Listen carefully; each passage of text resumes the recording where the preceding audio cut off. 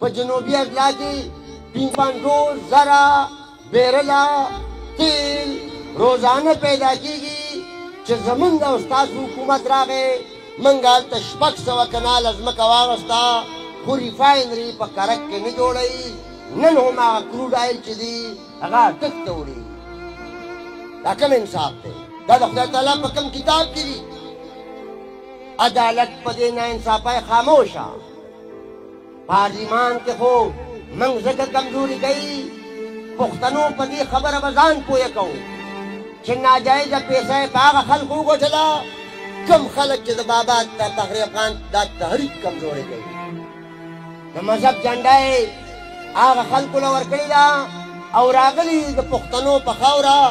کوي ووټ جوړېږي ممبران رسۍ ځان پارلیمان ته کرسو ته او ساده پښتنو ته وایي چې د خدای تعالی په ځمکه به د خدای تعالی نظام راولم خو نیشنلیان موږ چاړاګان شو تپوس کې نه شو کولی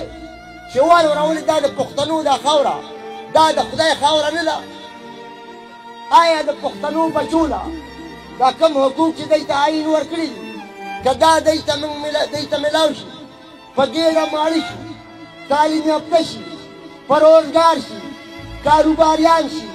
په امن شي نو خدای به که دا نظام بیا د خدای تعالی د نظام په ضد دی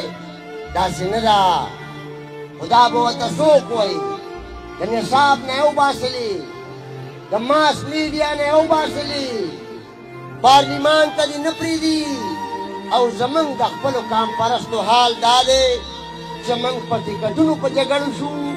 یا په منصبونو په جګړه شو وجه دا ده چې بیا زمونږ دا کامي تحریک چې دی چې دا کمزوری شي زه به دا وایم چې د دې ذموار موږ هم یو دا ریاست ضرور دی هغه نه غواړي ریاست نه غواړي ولې به یې غواړي پنجاب د پاکستان انډسټریل زون دی عجیبه خبره ده صوابۍ کې بجلي پیدا کېږي دا لاهور ته تللې ده لاهور ته فیصل آباد ته تللې ده او د هغې ځای نه واپس راځي آیا موږ ټول پښتانه دا که اسد کیسر صاحب دی دا که پرویز خټک صاحب دی دا که امیر مقام صاحب دی دا که سراج الحق صاحب دی دا که مولانا فضل الرحمان صاحب دی دا که آفتاب خان دی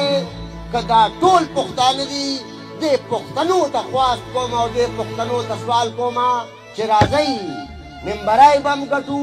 حکومتونه به هم جوړوو خو دا ستاسو د ټولو پښتنو ذمواري دا ده